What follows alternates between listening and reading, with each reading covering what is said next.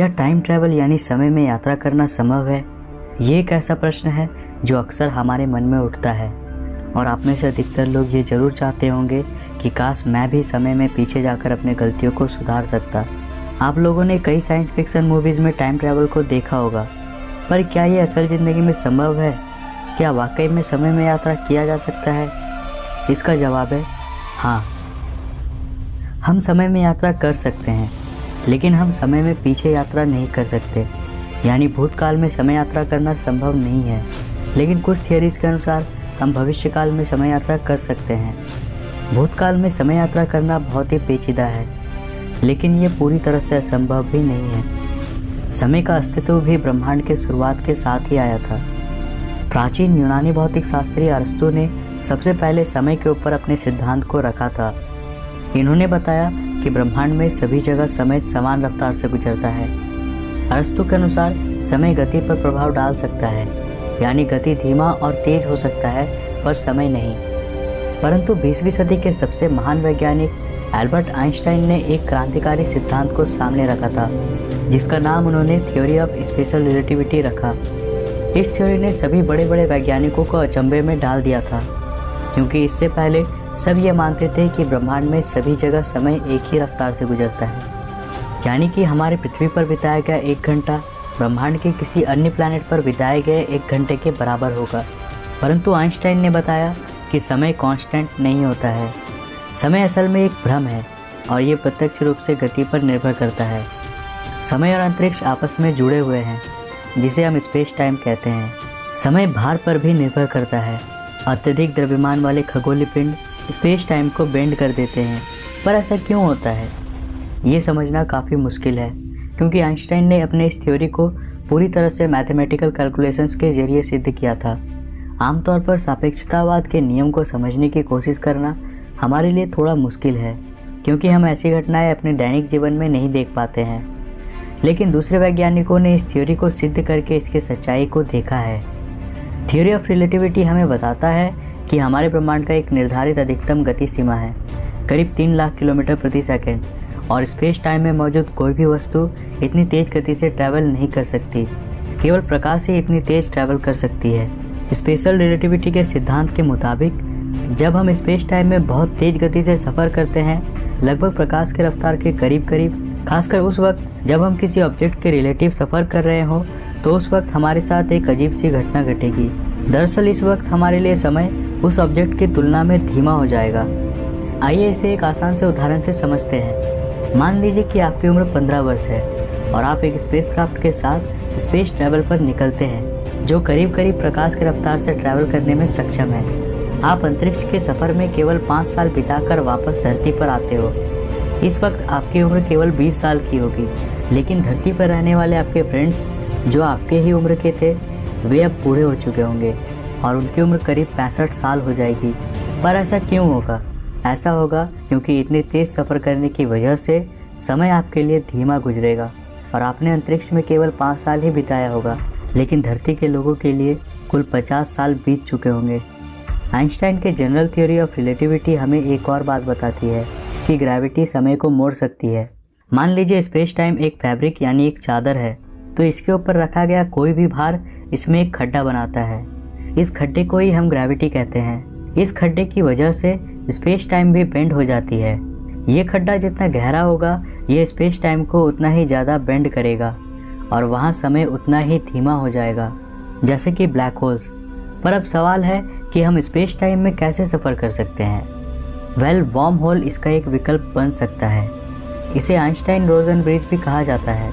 साल 1935 में भौतिक शास्त्री नेथन रोजन के साथ आइंस्टाइन ने वर्म होल्स के अस्तित्व में होने का सुझाव दिया, पर हमने अभी तक किसी भी वर्म होल्स को नहीं देखा है।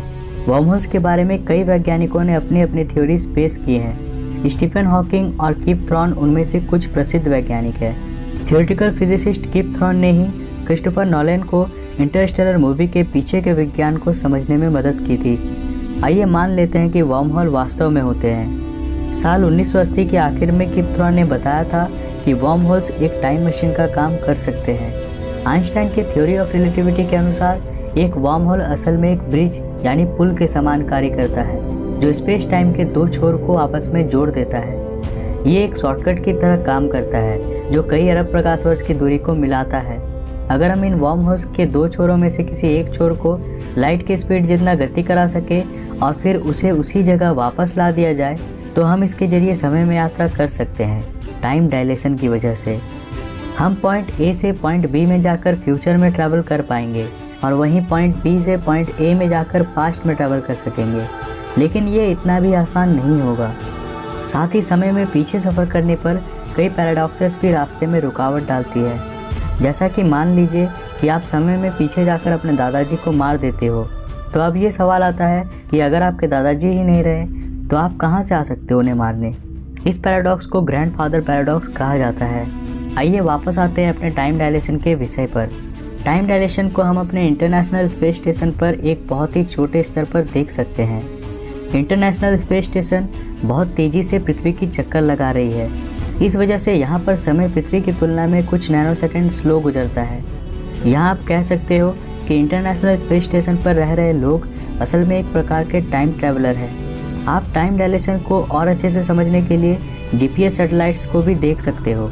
आपके स्मार्टफोन में मौजूद जीपीएस काम करता है क्योंकि इसके लिए अंतरिक्ष में करीब 24 सैटेलाइट्स दिन रात पृथ्वी का चक्कर लगा रहे हैं और यही आपको आपके लोकेशन से आपकी दूरी को बताता है। हालांकि इसमें लगे एटॉमिक क्लॉक्स अर्थ के क्लॉक की तुलना में धीमे चलते हैं। चूँकि ये अर्थ के ऑर्बिट में करीब 14,000 किलोमीटर प्रति घंटे की रफ्तार से गति करते हैं, इस वजह से इन सैटेलाइट्स में समय धरती की तुलना में 7.2 नैनोसेकंड स्लो चलता है। ये सुनने में बहुत ही कम है, लेकिन इस छोटे से अंतर की वजह से आप अपना लोकेशन खो सकते हो। इस वजह से जीपीएस सैटेलाइट्स में मौजूद क्लॉक्स निरंतर समय को एडजस्ट करते रहते हैं ताकि वे धरती के समय के अनुसार चल सके। पर यहाँ दिक्कत इन क्लॉक से नहीं है। ये धीमे या तेज चलते हैं क्योंकि समय ही वास्तव में धीमा या तेज चल रहा होता है और ऐसा होने का एक कारण धरती का द्रव्यमान भी होता है। आइंस्टाइन ने देखा कि अधिक द्रव्यमान समय को मोड़ देती है और इसे धीमा कर देती है। ऑब्जेक्ट जितना भारी होगा ये समय को उतना ही धीमा कर देगा और ये अविश्वसनीय वास्तविकता ही हमें भविष्य में समय यात्रा करने के उपाय देती है। हमारे मिल्की वे गैलेक्सी के ठीक बीचों बीच यानी हमसे करीब 26,000 प्रकाश वर्ष दूर हमारे गैलेक्सी का सबसे हैवीएस्ट ऑब्जेक्ट मौजूद है। ये एक सुपरमैसिव ब्लैक होल है जिसका द्रव्यमान 40 लाख सूर्यों के द्रव्यमान के बराबर है। इतनी अधिक द्रव्यमान एक छोटे से बिंदु में केंद्रित है जहाँ की ग्रेविटी अकाल्पनीय है। आप इसके जितने नज़दीक जाओगे ग्रेविटी उतनी ही बढ़ जाएगी। इस तरह के ब्लैक होल समय पर एक गहरा प्रभाव डालते हैं। ये समय को बहुत ही धीमा कर देता है और इसी की वजह से ये एक टाइम मशीन का काम कर सकता है। इससे हम समय में पीछे नहीं जा सकते, पर हाँ भविष्य में हम ज़रूर सफ़र कर सकते हैं। लेकिन ऐसा कर पाना हमारे लिए अभी तक संभव नहीं है क्योंकि हमारा सबसे नज़दीकी ब्लैक होल भी हमसे कई प्रकाश वर्ष दूर है और ये ब्लैक होल हमें भविष्य में ज़्यादा दूर तक सफ़र नहीं करा सकता। पर किस्मत से हमारे पास टाइम ट्रैवल करने के लिए एक और उपाय है जो पूरी तरह से संभव है। इस टाइम मशीन को बनाने के लिए हमें बस तेज़ सफ़र करना होगा, बहुत ही तेज़। इतना तेज़ सफ़र करना होगा जितने में एक ब्लैक होल में खींचे जाने से वापस आया जा सके। पर यहाँ हमारे ब्रह्मांड का भी एक नियम है। ब्रह्मांड का भी एक निर्धारित स्पीड लिमिट है। हम ज़्यादा से ज़्यादा 3 लाख किलोमीटर प्रति सेकंड की रफ्तार से ही गति कर सकते हैं। इसे स्पीड ऑफ लाइट के नाम से भी जाना जाता है और कोई भी इस गति को पार नहीं कर सकता। यह विज्ञान में अब तक की सबसे अच्छी तरह से स्थापित की गई सिद्धांत है और आप मानो या ना मानो पर लाइट के स्पीड के नियर बाय ट्रैवल करने पर आप समय में यात्रा कर पाओगे। इसको अच्छे से समझने के लिए आइए एक काल्पनिक ट्रेन की रचना करते हैं। कल्पना कीजिए एक ट्रैक की जो पृथ्वी के इक्वेटर पर बनी है। ये ट्रैक एक बहुत ही फास्ट ट्रेन के लिए, चूँकि लाइट की स्पीड तक पहुँचना तो संभव नहीं है, इसलिए हम इस काल्पनिक ट्रेन को जितना हो सके लाइट के स्पीड के नियर बाय लेकर जाएंगे और ये देखेंगे कि आखिर ये किस प्रकार से टाइम मशीन में बदल जाएगा। इस ट्रेन के अंदर कुछ पैसेंजर्स भी मौजूद हैं जो भविष्य में जाने का टिकट लेकर इसमें बैठे हैं। ट्रेन अब चलना शुरू करती है। इसकी गति को धीरे धीरे और तेज़ किया जाता है। ट्रेन की स्पीड को करीब करीब लाइट की स्पीड तक पहुंचाने के लिए इसे पृथ्वी की बहुत ही तेज़ गति से चक्कर लगानी होगी, करीब 1 सेकंड में 7 चक्कर।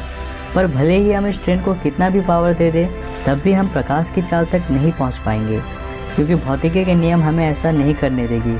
पर कल्पना कीजिए कि हम लाइट के स्पीड के 95% तक पहुंच जाते हैं। अब इस ट्रेन में एक बहुत ही आश्चर्यजनक सी घटना होगी। ट्रेन के अंदर का समय पृथ्वी के समय के मुकाबले बहुत ही धीमा हो जाएगा, ठीक वैसा ही जैसा एक सुपरमैसिव ब्लैक होल के समीप होता है। अब ट्रेन के अंदर में सब कुछ स्लो मोशन में चलेगा। ये ट्रेन के अंदर के लोगों को देखने के लिए नॉर्मल होगा, पर ट्रेन के बाहर देख रहे लोग उन्हें स्लो मोशन में चलते हुए देख पाएंगे। वेल, ये कितना आसान है ना। अगर हमें भविष्य में सफ़र करना है तो बस हमें तेज़ी से सफ़र करना होगा, बहुत ही तेज़ी से। पर मनुष्य द्वारा अब तक की बनाई गई सबसे फास्टेस्ट थिंग अपोलो 10 है और ये बस 4000 किलोमीटर प्रति घंटे के रफ्तार तक ही पहुंच पाया है। पर समय में यात्रा करने के लिए हमें इससे 2000 गुना ज़्यादा तेज़ गति से सफ़र करना होगा और ऐसा करने के लिए हमें एक बहुत ही बड़े अंतरिक्ष यान की आवश्यकता होगी जो कि भारी मात्रा में फ्यूल स्टोर कर सके और लाइट की स्पीड के करीब करीब ट्रैवल कर सके। इस विशाल यान को कॉस्मिक स्पीड लिमिट के करीब तक पहुंचाने के लिए कुल 6 सालों का समय लगेगा।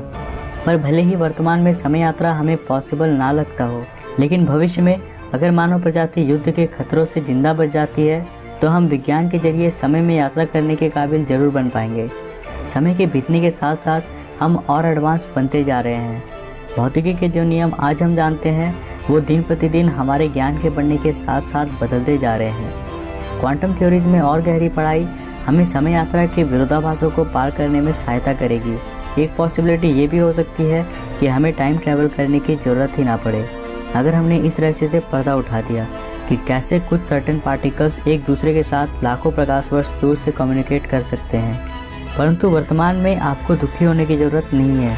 आप वर्तमान में साइंस फिक्शन मूवीज़, बुक्स और टेलीविज़न के जरिए टाइम ट्रैवल का आनंद उठा सकते हो। तो आज के लिए बस इतना ही। मुझे लगता है कि आज का ये वीडियो आपको बहुत ही पसंद आया होगा। अगर आपको ये वीडियो पसंद आया तो इसे अपने दोस्तों के साथ शेयर करो। साथ ही नीचे कमेंट में बताओ कि क्या आपको समय में यात्रा करना पसंद है और अगर ये संभव होता तो आप क्या करते, नीचे ज़रूर बताना। अगर आप नए हो इस चैनल पे तो सब्सक्राइब करने के साथ ही नोटिफिकेशन बेल को भी ऑन कर लेना। मैं मिलता हूँ फिर से एक नए इंटरेस्टिंग वीडियो के साथ। तब तक के लिए बाय।